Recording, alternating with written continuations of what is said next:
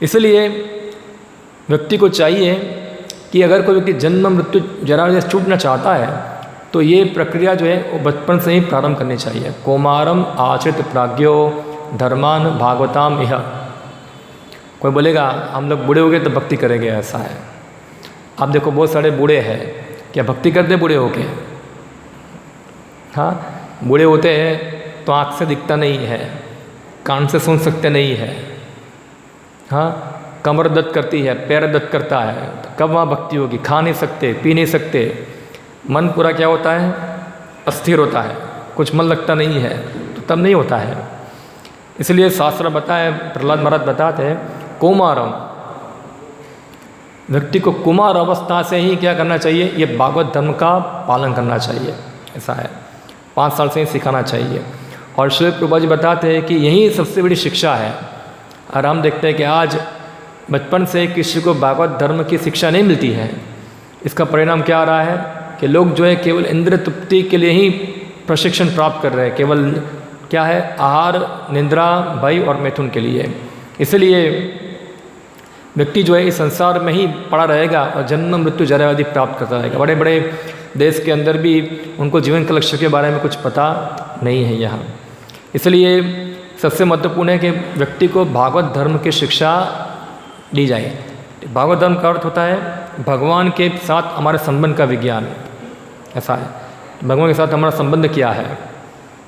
कोई व्यक्ति भगवान के साथ संबंध जानना, यानी कि भगवान जो है एक व्यक्ति है, हम एक व्यक्ति है और हमारा कृष्ण का संबंध है, और संबंध में कैसे कार्य करना है, ये जो है पूरा ये भागवत धर्म की शिक्षाएँ हैं वहाँ। तो ये शिक्षाओं का ज्ञान नहीं है आजकल के समाज के अंदर, इसलिए वो क्या है, सब लोग जो है पूरा अशांति हुई हुई है यहाँ। तो श्रील प्रभुपाद की बता रहे हैं ऐसा कि बहुत सारे विश्वविद्यालय है, बहुत सारे कॉलेज है, बहुत सारे स्कूल है जिसमें भौतिक शिक्षाएँ सिखाई जाती है, मगर भागवत धर्म का ज्ञान किधर सिखाया जाता नहीं है यहाँ।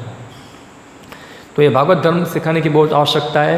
अगर कोई व्यक्ति थोड़ा भी ये भागवत धर्म की शिक्षाओं को समझेगा, जानेगा, तो क्या होगा? अगला जन्म जो उसका है वो क्या होगा? पशु योनि में जाएगा नहीं, कम से कम मनुष्य योनि में रहेगा, ऐसा है। थोड़ा भी प्रगति, हम देखिए शास्त्र में से बहुत से उदाहरण है। अजामिल का, अजामिल एक बहुत बड़ा गुंडा था, पहले ब्राह्मण था, अच्छा भक्त बना था, मगर कुछ कारणवश असत्संग के कारण क्या हो गया? सब पूरा लुटेरा बन गया, दारू पीने वाला हो गया, वेश्या की संगति करके पूरा पतित हो गया वहाँ।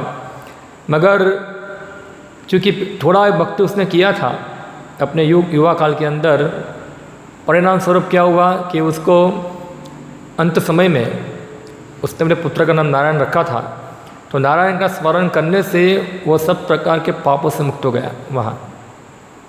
और यमदूत जो लेने के लिए उनको आए थे, यमदूत भी उसको ले जा सके नहीं, क्योंकि विष्णुदूत वहाँ आ गए, क्योंकि अजामिल अंत समय में नारायण का स्मरण किया था वहाँ।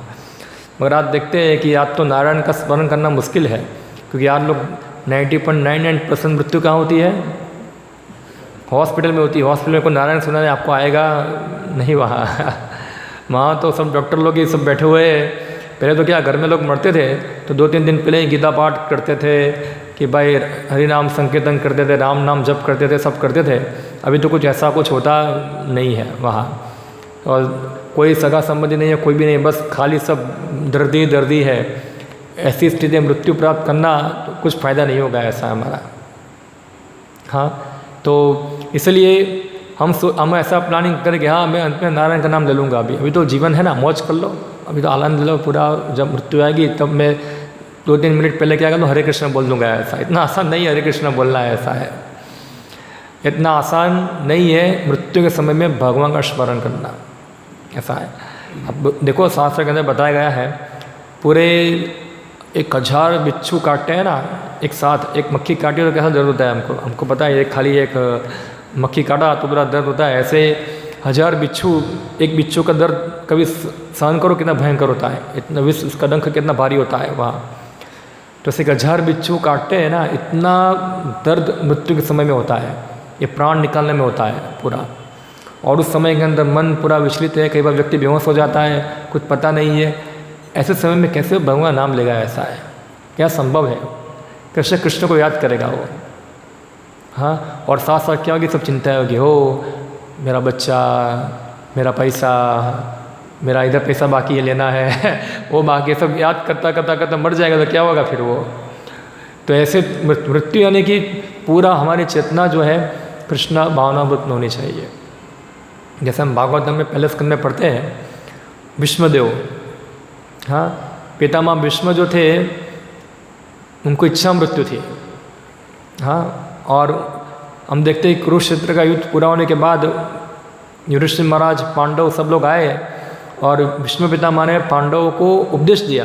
पूरा उपदेश देने के बाद पितामह भीष्म जो थे पूरा भगवान कृष्ण को सामने देखकर अच्छा स्तुति किया और उनको देखते देखते क्या कर दिया, उन्होंने शरीर त्याग दिया वहाँ, ऐसा। तो इसको कहते हैं मृत्यु। प्रभुपा जी बताते हैं आर्ट ऑफ डाइंग, क्या बोलते हैं? आपने सुना होगा art of living. Art of living, living की कोई आर्ट नहीं है, लिविंग में क्या है, जन्म मृत्यु जरा व्याधि और कुछ नहीं है। क्या है? आर्ट ऑफ डाइंग, मृत्यु प्राप्त करने की कला। कहाँ सीखने को मिलती है? यहाँ सीखने को मिलती है भीष्म पितामह के द्वारा, भक्तों के माध्यम से वहाँ। तो जो भक्त अपने जीवन के प्रारंभिक अवस्था से ही कृष्ण भागवत का अभ्यास करता है उसका रिजल्ट बहुत अच्छा मिलता है। क्योंकि बचपन में क्या होता है, जो कुछ हम करते हैं उसके संस्कार जो होते हैं बहुत अंदर जाते हैं। अगर कुछ आप अच्छा कार्य करते हैं तो संस्कार अंदर जाएंगे, कुछ बुरा करते तो भी अंदर जाएगा, दोनों काम करता है, दोनों ही काम करता है। और संस्कार इतने डीप रहते हैं कि व्यक्ति के पूरा जीवन के साथ रहेगा वहाँ, ऐसा है, पूरा जीवन के साथ रहता है। और उसको वो संस्कार को भूलना, उसको मिटा देना इतना आसान होता नहीं है। तो इसलिए बचपन से ही उसको भागवत धर्म की शिक्षा सिखाई जाए पूरी, तो हो सकता है कि वो जो भक्त है, जो बच्चा है, वो क्या होगा, कृष्ण भक्ति में अग्रसर होगा। वो संस्कार जो है वो उसको बना रहेगा। हम सब भक्तों के जीवन में देखते हैं ऐसा। हाँ, मेरा व्यक्तिगत जीवन है, बहुत सारे इधर भक्त हैं, उनके भी जीवन में उनको पता होगा कि बचपन में हमारे घर के अंदर ही कृष्ण भक्ति लोग करने वाले थे पहले, मगर क्या हुआ, थोड़ा कुछ जाना था, बाद में क्या हो गया, हम स्कूल कॉलेज में आते हैं तो क्या होता है, हमको सब असत्संग लग जाता है और हम सब भूल जाते हैं कृष्ण भक्ति। वो तो श्रील प्रभुपाद की कृपा है कि क्या हुआ कि व्यक्ति को प्रचार के माध्यम से हमको फिर से ये चीज़ समझने को प्राप्त हुआ, ये जानने को प्राप्त हुआ वहाँ। इसलिए क्या हो गया, फिर से वो जो बचपन वाला संस्कार था वो क्या होगा, हमको प्राप्त हुआ वहाँ। मगर जो इसलिए बचपन में जो क्रिया सीखा जाती है, हाँ, उसकी छाप जो है वो डीप रहती है, बहुत डीप रहती है, ऐसा है। तो इसलिए बचपन से ये भागवत धर्म का पालन करना चाहिए। मगर आज क्या है, बचपन से क्या करते हैं, उनको पहले 2.5 साल का होगा तो क्या डालेंगे, कहाँ, किंडल गार्डन, फिर KG, ये वो, उसमें उसको A for Apple, B for ball, ये सब सिखाना चालू कर देंगे। उधर से ही पूरा उसको गधा बनाना चालू करेंगे, मरते दम तक गधा ही बनता रहेगा वहाँ। मगर भागवत धर्म की शिक्षा प्रदान नहीं करते हैं। क्या है, ठीक है, भौतिक शिक्षा आवश्यक है हमारे जीवन के अंदर, मगर भौतिक शिक्षा का मूल्य 0 है अगर उसके अंदर कृष्ण भावनामृत नहीं है, पूरी 0 है पूरा। जैसे कहानी सुनाता हूँ आपको मैं। एक बार एक लड़का पढ़कर अपने गांव में आया, पंडित बन के आया पूरा, और गांव में जाना था उसको, तो नदी पार करना था, नदी पार करना था। तो नाव में बैठ गया, ब्रिज नहीं था, नाव था, नाव में बैठ गया और बैठ गया, थोड़ा आगे गया तो लग रहा है थोड़ा तूफान आने वाला है, ऐसा पूरा तूफान आना चालू हो गया वहाँ, भयंकर। पहले तो पूछा, तूफान आने से पहले वो नाविक को पूछा, ए नाविक, तुम पढ़े लिखे हो? बोला नहीं। क्या तुम पढ़े लिखे नहीं हो? तुमको पता है ये पक्षी देखा तुमने? बोला पता है कौन सा पक्षी है, क्या कर रहा है, क्या, पूरा उसको बायोलॉजी के बारे में पूछना चालू कर दिया है, ऐसा है। बोला मुझे पता नहीं है। क्या यार, तुम्हारा 25% जीवन बर्बाद हो गया है, ऐसा है। तुमको ये आता है? ये आता है, कैसे ये सब पूरा प्रोसेस चलता है पूरा? बोला नहीं आता है। तुम्हारा और 25%, यानी कि टोटल 50% जीवन खराब हो गया है। फिर आगे गया, फिर बोला ये कुछ आता है, इसे कैसे होता है? बोला नहीं, तुम्हारा और 25%, यानी कि 75% जीवन तुम्हारा खराब हो गया। इतने तूफान आया, नाव जो थोड़ा हिलल डुलना चालू कर दिया। और वो नाविक ने पूछा, भाई साहब आपको तैरना आता है? बोला नहीं आता है। आपका 100% जीवन खराब हो गया।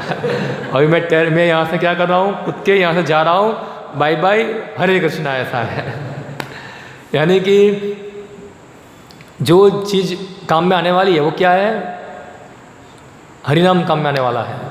अभी आपका करोड़ रुपया होगा, आपका डिग्री होगा, PhD होगा, DHD होगा, फलाना होगा, कलेक्टर होगा, CM होगा, PM होगा, इंद्र होगा, चंद्र होगा, जो भी होगा, जब मृत्यु आएगी तब आपको ये कुछ बचा पाने वाली नहीं है। सब क्या है? उसको कहते हैं भागवतम में असत सेना। क्या बोलते हैं? असत सेना, असत सैन्य। क्या होता है? असत सैन्य यानी कि सैन्य है मगर क्या है? असत है पूरा, असत सैन्य कहते हैं उसको वहाँ। तो ये सब चीज़ उसको बचा पाने वाली नहीं है। वो सोच रहा है कि सब मेरा विकास जो है मुझे बचा लेगा मृत्यु से।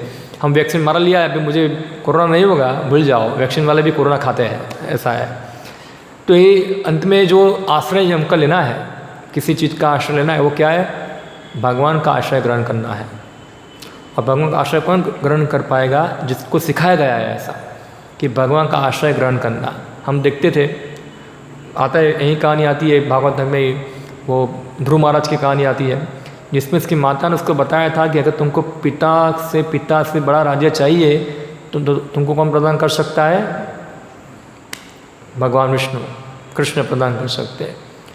तो हम देखते कृष्ण को क्या हुआ? वो शरणागत हुआ। तो यानी कि व्यक्ति को कृष्ण के बारे में ज्ञान होगा, कृष्ण शक्तिशाली है पता होगा, तो व्यक्ति हर अवस्था में क्या होगा? भगवान कृष्ण का आश्रय ग्रहण करेगा, चाहे मृत्यु हो या मृत्यु ना हो। अगर किसी को एजुकेशन ही नहीं है इस प्रकार का, हाँ, तो क्या हो जाएगा? फिर उसका जीवन बर्बाद हो गया और कहाँ जाएगा? वो नरक की ओर होगा, पशु जीवन में जाएगा वहाँ। इसलिए प्रहलाद महाराज बताते हैं क्या करो? ये भागवत धर्म को गंभीरता से पालन करो।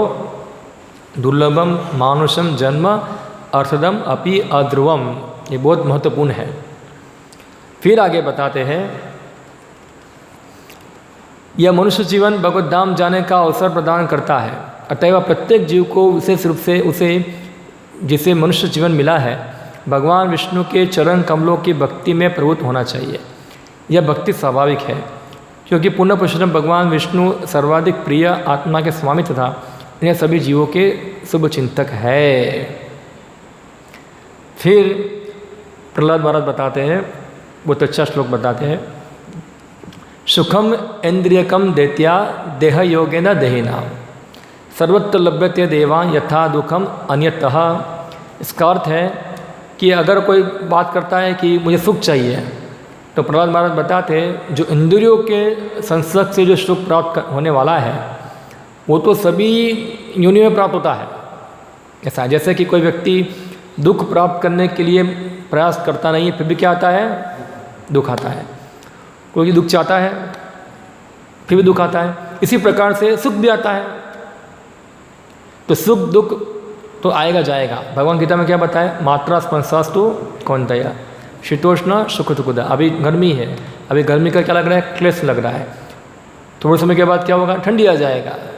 ये क्या है? आता जाता रहेगा। ऐसे कुछ समय सुख रहेगा, कुछ समय दुख रहेगा। वहाँ हम सुख चाहते हैं, हम दुख को नकारना चाहते हैं, तो दुख आता है फिर भी। तो उसी प्रकार सुख भी आएगा।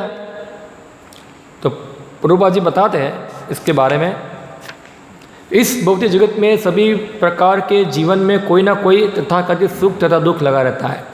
कोई भी नहीं चाहता कि दुख आए, किंतु आता है। इसी प्रकार भौतिक सुख के लाभ को पाने के लिए प्रयास न करने पर भी हमें सुख स्वतः प्राप्त होता है। ये दुख सुख किसी भी जीवन में बिना प्रयास से मिलता है। अतएव दुख के विरुद्ध लड़ने या सुख के लिए कठिन श्रम करने में समय तथा शक्ति का अपव्यय व्यर्थ है। तो दुख की लड़ाई करना, अभी सब पूरी कंट्री, पूरा समाज जो है दुख के विरुद्ध लड़ने के लिए क्या कर रहा है? पूरा अपना शक्ति लगा दिया है, पूरा अटेंशन सब कुछ लगा दिया उसके पीछे। क्या उससे दुख खत्म हो जाएगा? सब लोग, सब साइंटिस्ट लगे हुए कैसे कोविड को ख़त्म किया जाए। एक दुख खत्म हो जाएगा, दूसरा दुख आ जाएगा। हाँ, यानी कि प्रभुपाद जी बताते अपनी शक्ति, हमारे पास शक्ति सीमित है।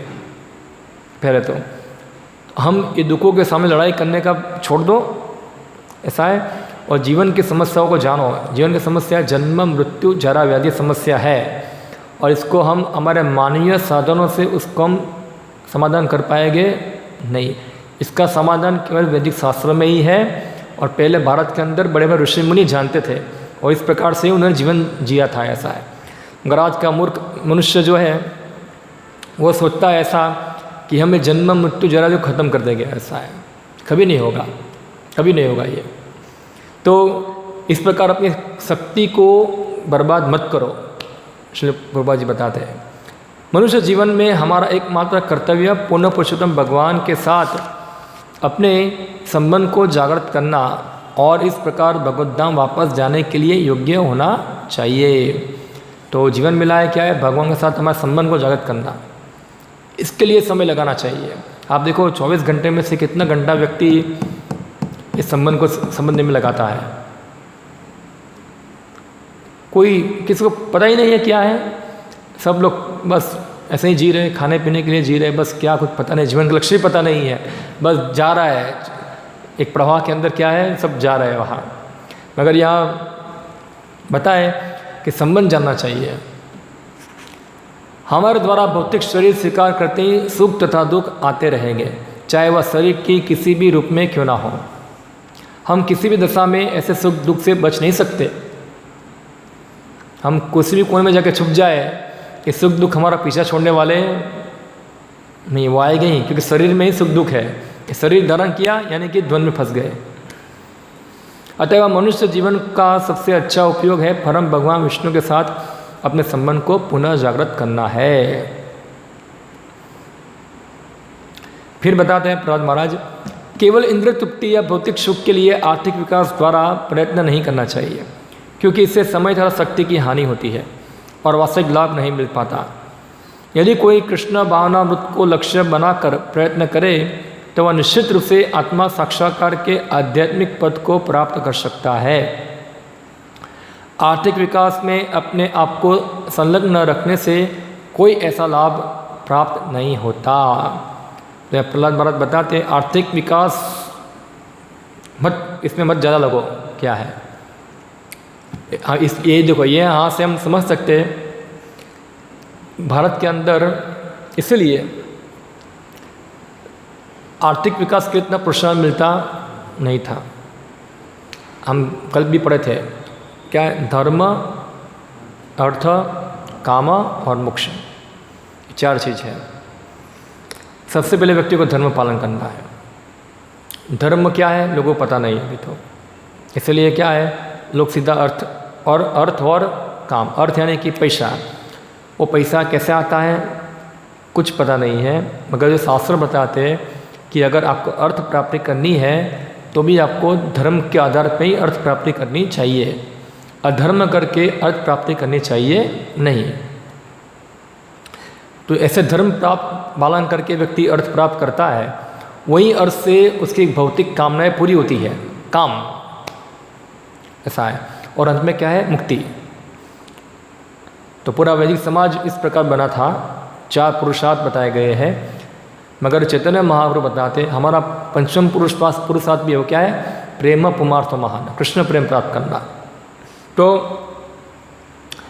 इसलिए आर्थिक विकास जो है उसके लिए वैदिक समाज के अंदर इतना जोर दिया गया नहीं है। व्यक्ति को चाहिए क्या करे, वो खाली क्या श्लोक है भागवतम में, फर्स्ट कैंटो में आता है, हाँ, जीव से तत्व जिज्ञासा। क्या है वो श्लोक, फर्स्ट लाइन कौन बताएंगे? कामस्य इंद्रिय प्रीति लाभेर जीवत यावत। व्यक्ति को इतना ही काम तृप्ति करनी चाहिए जितना शरीर को ठिकाने के लिए क्या है आवश्यक है। क्यों? जीवन किस लिए मिला है? जीवस्य तत्व जिज्ञासा, तत्व जिज्ञासा के लिए मिला है, ऐसा है। इसलिए हम देखते हैं कि जो भारत के अंदर वैदिक समाज के अंदर जो आर्थिक व्यवस्था थी उसका आधार क्या था? गाय और जमीन, गाय और जमीन। इससे ही व्यक्ति अपनी भौतिक आवश्यकताओं को पूरी करता था। फैक्ट्री की जरूरत नहीं था, फैक्ट्री की आवश्यकता नहीं थी, ये सब बड़े बड़े हाईवे की आवश्यकता नहीं थी। हाईवे की आवश्यकता कब पड़ती है? आप देखो, पहले गांव था तो एक गांव वाला होगा, 2-3 गांव के दूर तो कभी जाएगा ही नहीं, अपने जीवन में भी कभी नहीं जाएगा, वो इधर पूरा जीवन वहीं बिताएगा। इतना ट्रैवल करने की आवश्यकता नहीं थी, पहले इतना कोई ट्रैवल करता नहीं था। आप देखो, आज से यहाँ बहुत सारे वृद्ध लोग हैं, उनको पूछो कि आप लोग कभी दूर गए, अहमदाबाद कभी गए? इतना अहमदाबाद नाम सुना होगा, कभी अहमदाबाद गए भी नहीं हो गए, ऐसा है वहाँ। आवश्यकता ही नहीं है उनको जाने की, वहाँ पूरा जीवन गाँव में चला जाता है, क्योंकि सब कुछ तो गाँव में मिल जाता है, गाँव में पूरा जीवन हो जाता है। मगर आज क्या हो गया है, पूरा इंडस्ट्रियलाइजेशन कर दिया, इकोनॉमिकल डेवलपमेंट कर दिया, पूरा लोगों को गांव से शहर में ले जा रहे हैं और शहर में घर बना रहे हैं। शहर वाले बड़ी सिटी में जा रहे हैं, बड़ी सिटी वाले उधर जा रहे हैं, पूरा फैमिली टूट गया। फैमिली टूटने के कारण परंपराएं टूट गई, ट्रेडिशन ख़त्म हो गया पूरा, और इस प्रकार से पूरा अलग अलग संस्कृति डेवलप हो गई पूरी, और पूरा जो समाज था वो क्या हो गया, पूरा भ्रष्ट हो गया। क्यों? ये आसुरिक इकोनॉमिकल डेवलपमेंट करने के कारण। पहले क्या था, केवल गाय और ज़मीन, गाय ज़मीन से ही लोग अपने जीवन की आवश्यकताओं को पूरी करते थे वहाँ। उनको पता है कि जीवन का लक्ष्य क्या है, भक्ति करना है, तो हमको जो भी खाना पीना है वो हम उगाएंगे, गाय है हमको मिल जाएगा, और क्या आवश्यकता है। उनको कोई बड़ा बंगला बनाने की आवश्यकता नहीं थी, बस छोटा घर हो गया, इसमें रहेंगे वहाँ छोटे घर के अंदर, और क्या चाहिए दूसरा, बाकी चीज़ की आवश्यकता नहीं है। बाकी टाइम में क्या करेंगे, हरे कृष्णा करेंगे, टाइम मिलेगा तो क्या करेंगे, हरे कृष्णा करेंगे, वहाँ कुछ भजन गाएंगे, कुछ सत्संग करेंगे, ऐसे अपने आप को क्या करेंगे, कृष्ण भावना में रखेंगे। मगर अभी उल्टा हो गया है, पूरा उल्टा गया अभी, ऐसा है। प्रभुपाद जी बताते हैं, अमेरिका के अंदर बूढ़े लोग होते हैं तो वो रिटायर्ड होते हैं तो उनको रिटायरमेंट टाइम पास करना बहुत मुश्किल हो जाता है उनको, इसलिए क्या करते हैं पता है, वो लोग वो कत्ल इधर जुगार खाने में जाते हैं, या तो क्लब में जाते हैं, या तो फिर कुछ वहाँ बैठ के समुद्र में बैठ के मछली पकड़ते हैं, पत्ता खेलते हैं, ये सब ऐसा खेल के टाइम पास करते हैं वो वहाँ, क्योंकि उनको कोई पता ही नहीं कि कुछ हाई वैल्यू कुछ करना है हमको, ऐसा है। क्यों? क्योंकि बचपन से कोई प्रशिक्षण नहीं मिला उनको वहाँ।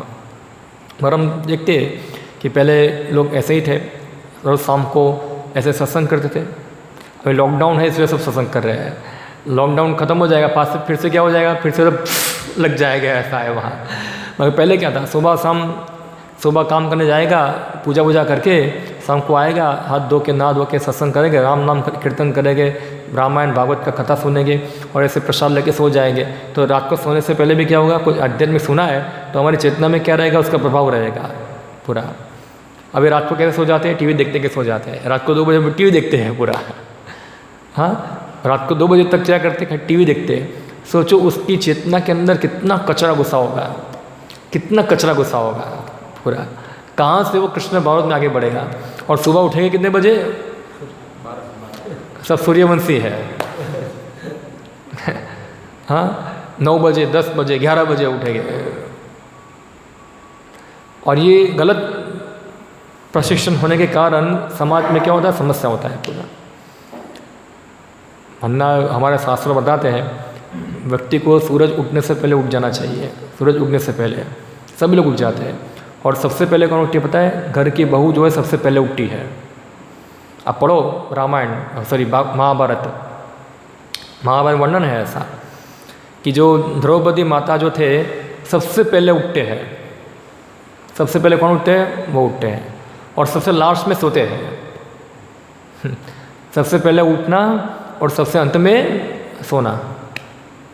मगर घर की बहू होगी, रात को 2 बजे टीवी देखेगी और सुबह 12 बजे उठेगी, 9 बजे 10 बजे उठेगी, और नया धोए बिना ही काम करना चालू कर देगा, ऐसा है पूरा ऐसा ही करते। आज तो कुछ संस्कार नहीं है ऐसा, कुछ नया धोए नहीं, बस ऐसे ही चाय पहले उठ के बेड टी चाहिए, क्या है प्रभुपाद जी बोलते बेड टी, बेड में खड़े हुए वहाँ ही बोले चाय लाओ वह नींद में ही चाय पीते वहाँ, ये सब क्या है।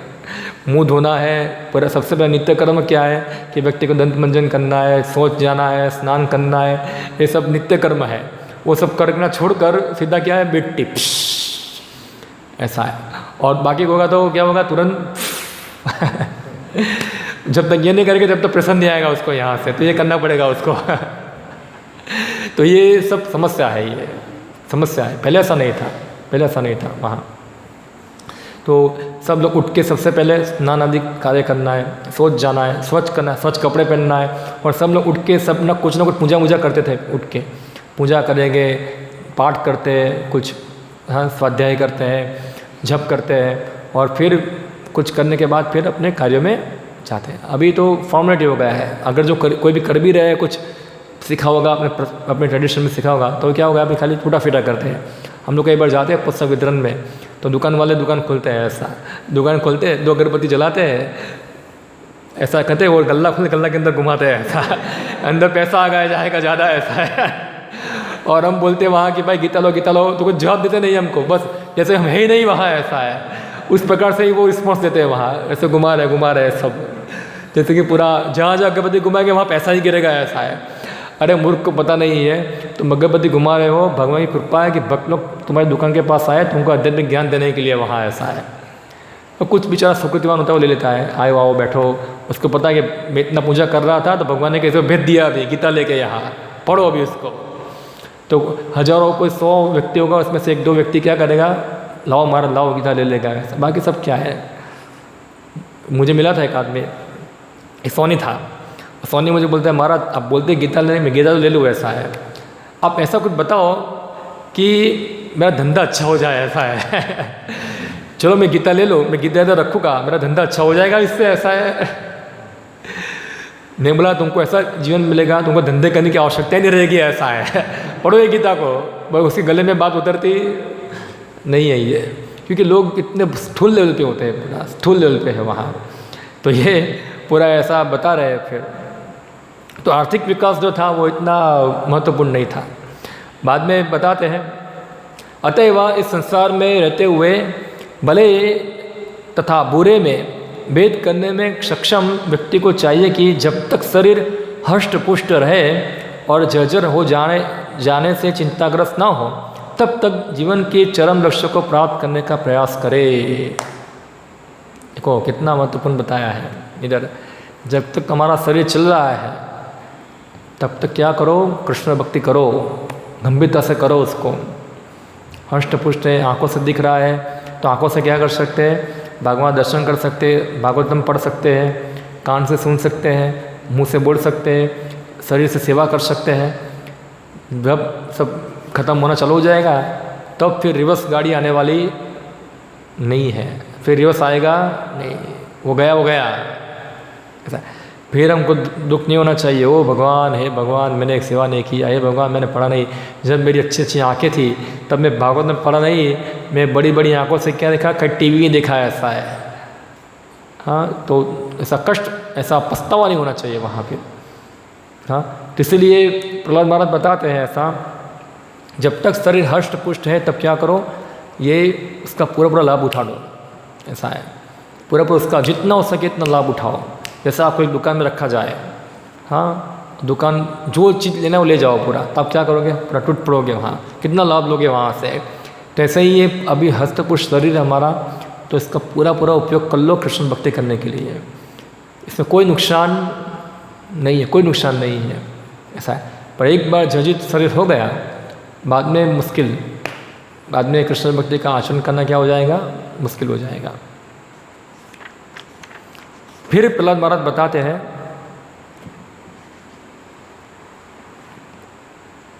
कि प्रत्येक व्यक्ति की अधिकतम आयु कितनी होती है, 100 साल। किंतु जो व्यक्ति अपने इंद्रियों को वश में नहीं कर पाता, अपनी आयु के आधे वर्ष तो रात्रि के 12 घंटे अज्ञान में सोते हुए ही बिता जाता है। अतः वह व्यक्ति की आयु केवल 50 वर्ष की रह जाती है। हर व्यक्ति 100 साल जीता है। और जो लोग सोने के ज़्यादा माहिर है, हम देखते हैं कलयुग के अंदर लोग सोना ज़्यादा लोगों को पसंद है। अगर अच्छा सोना होगा, गद्दा अच्छा होगा, नरम गद्दा होगा, और पूरा फुल एसी में से लगा होगा वहाँ, और पूरा फर्स्ट क्लास नींद आ रहा है। अभी तो चलो नींद भी नहीं आता है, नींद की गोली खाते हैं सोने के लिए, मगर अच्छा व्यवस्था होगा तो 12 घंटे तक क्या करेंगे, व्यक्ति सोता है, 12 घंटे बाद सोते हैं, ऐसा है। तो सोचो वो व्यक्ति 100 साल जिएगा तो उसके 50 साल किस में चले गए हैं, केवल सोने में चले गए। 50 साल सोना, 50 साल जागृत अवस्था में रहा, खाली 50 साल तो नींद में बिता दिए, पूरा जीरो इग्नोरेंस में, तमोगुण में। फिर बताते हैं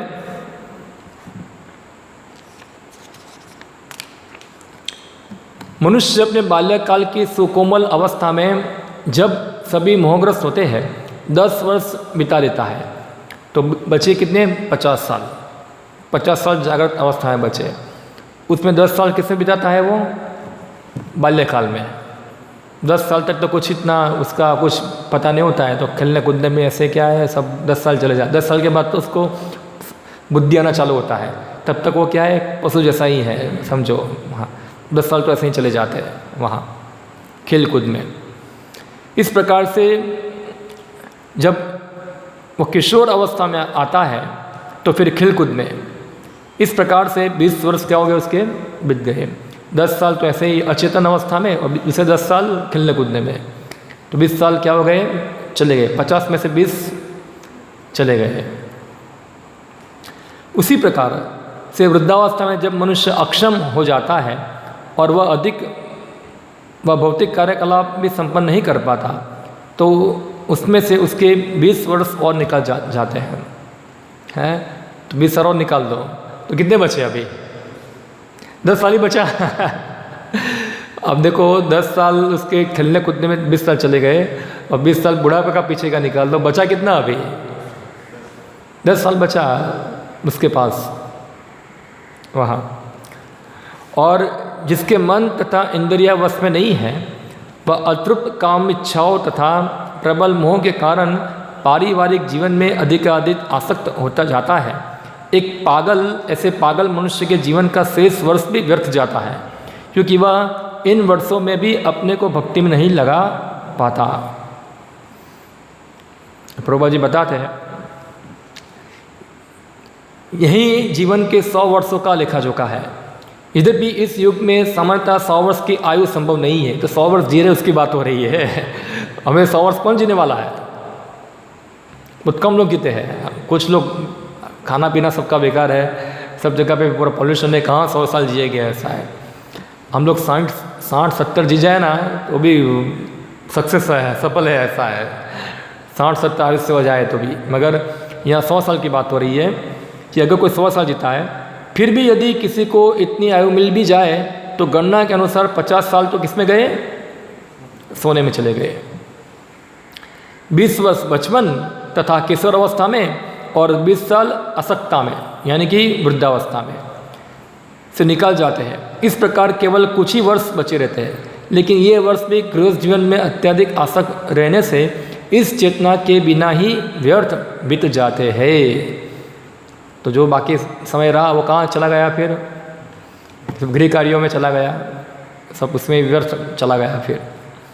अतएव मनुष्य को जीवन के प्रारंभिक काल में पूर्ण ब्रह्मचारी बनने, फिर यदि वह गृहस्थ बनता है तो विधि विधानों का पालन करते हुए इंद्र निग्रह में सिद्ध बनने का प्रशिक्षण मिलना चाहिए।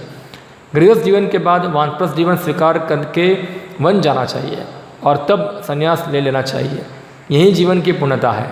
जो लोग जीवन के प्रारंभ से ही अपने इंद्रिय को वश में नहीं कर पाते, उन्हें केवल इंद्रिय तृप्ति के लिए ही शिक्षित किया जाता है, जैसा कि हम पाश्चात्य देश में देख चुके हैं। इस प्रकार 100 वर्ष की पूरी आयु व्यर्थ और दुरुपयोग में जाती है। मृत्यु के समय जब मनुष्य दूसरे शरीर में देहांतर करता है तो यह आवश्यक नहीं है कि मनुष्य का ही शरीर मिले। 100 वर्ष के बाद अंत में जो व्यक्ति तपस्या में जीवन में मनुष्य की तरह कर्म नहीं करता और वह कुकर, सूकर या बिल्लियों की जैसा शरीर को पुनः धारण करता है, अतएव काम इच्छाओं तथा इंद्रिय तृप्ति का यह जीवन अत्यंत विपदाग्रस्त होता है। प्रभुपाद जी बताते हैं ऐसा कि ये ऐसे ही लोग के पास 10 साल बचे, 10 साल में ही ये सब इंद्रिय तृप्ति में और सब फालतू फालतू कामों में क्या है, बर्बाद हो जाते हैं। तो क्या बचा उसके पास? कुछ नहीं। हाँ, इसलिए हमारा वैदिक समाज था वो 4 आश्रमों में विभाजित था। कितने? या आश्रम का मतलब क्या होता है?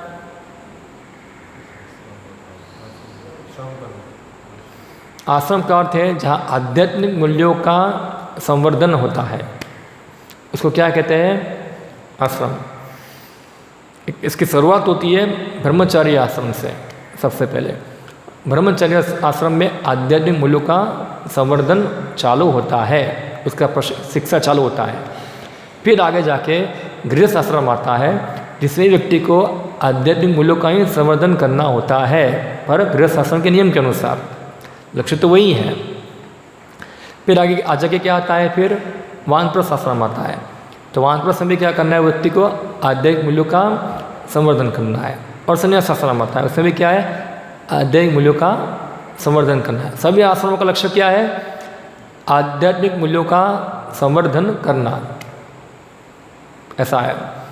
तो अगर इसलिए हम देखते थे पहले सब राजा लोग थे, हम पहले रामायण पढ़ा, महाराज दशरथ थे, हाँ सब बड़े बड़े राजा लोग थे। ऐसा नहीं कि मरते दम तक सीट पे बैठे रहते थे। यहाँ प्रभुपाद जी बताते जब तक इनको गोली को मार के मार देता नहीं ना, तब तो अपना सीट छोड़ते नहीं है, सीट पे बैठे रह गए। ऐसा है, भले ही हाथ पैर काम करते ना हो, मगर ये सीट में नहीं छोड़ूंगा, ऐसा है, हमेशा बैठा रहूँगा। मगर जो बुद्धिमान थे, लगता है कि अभी बहुत हो गया, तो वॉलंटरी क्या करते थे, वो रिटायर्ड, अपने पुत्र को राजा बना देंगे और खुद कहाँ चले जाएंगे, फिर जंगल में अपने अगले जीवन की तैयारी करने के लिए। क्या अभी अगला जीवन क्या करना है, उसको सुधारना है वहाँ। ऐसा नहीं कि आप पूरा जीवन ही बस मज़ा करते रहो, ऐसा है। पहले ऐसे लोग नहीं थे, सब लोग इस प्रकार जीते थे पूरा। तो इस प्रकार प्रहलाद महाराज बताते हैं। फिर आगे बताते हैं, ऐसा कौन मनुष्य होगा जो अपने इंद्रियों को वश में करने में असमर्थ होने के कारण गृहस्थ जीवन में अत्यधिक आसक्त रहकर अपने आप को मुक्त कर सके। आसक्त गृहस्थ अपने पत्नी, बच्चे तथा अन्य संबंधी के स्नेह बंधन से अत्यंत दृढ़ता के साथ बंधा रहता है। तो प्रहलाद महाराज बताते हैं, ऐसा कौन मनुष्य होगा जो इस प्रकार का प्रशिक्षण प्राप्त नहीं हुआ है, जो जितेंद्रिय नहीं है, वो व्यक्ति कैसे ये गृहस्थ आश्रम की आसक्तियों से मुक्त हो पाएगा। क्योंकि जब मृत्यु आएगी तो किसका स्मरण होगा, जो चित्त में हम आसक्त हैं वो चित्त में ही हमारा स्मरण होगा। हम चिल्लाएंगे मम्मी मम्मी चिल्लाएंगे, ऐसा है या तो फिर पप्पा पप्पा चिल्लाएंगे, या तो फिर मेरी पत्नी चिल्लाएंगे। जो जिसने हमारी आसक्ति है वही हम बोलेंगे वहाँ। हम कृष्ण कृष्ण बोलेंगे नहीं, तो वो डीप आसक्ति होती है वहाँ। इसलिए जो आसक्ति जो है वो अगर हमारी भौतिक जगत में रह जाती है तो फिर हमको दूसरा जन्म लेना पड़ेगा। प्रभुपाद जी बताते हैं, अगर हमको एक इच्छा भी है हमारे हृदय के अंदर कि हमको ये चाहिए, तो वो इच्छा को पूरा करने के लिए हमको दूसरा जन्म लेना पड़ेगा यहाँ। इसलिए बेस्ट इच्छा क्या करनी चाहिए हमको, हाँ, जन्मनेश्वरी भवतात भक्ति अहेतुकी त्वयि, भगवान की अहेतु की सेवा करने के लिए हमको जन्म मिले, ये इच्छा करनी चाहिए। मगर अगर हमारी थोड़ी भौतिक इच्छा है हृदय के अंदर, और यार मेरा ये जन्म के अंदर ब्रह्मचर्य हो जाएगा, यार मेरा शादी नहीं हुआ, अगले जन्म में शादी करूँगा, तो फिर जन्म होगा, फिर से शादी करने के लिए जन्म होगा, ऐसा है।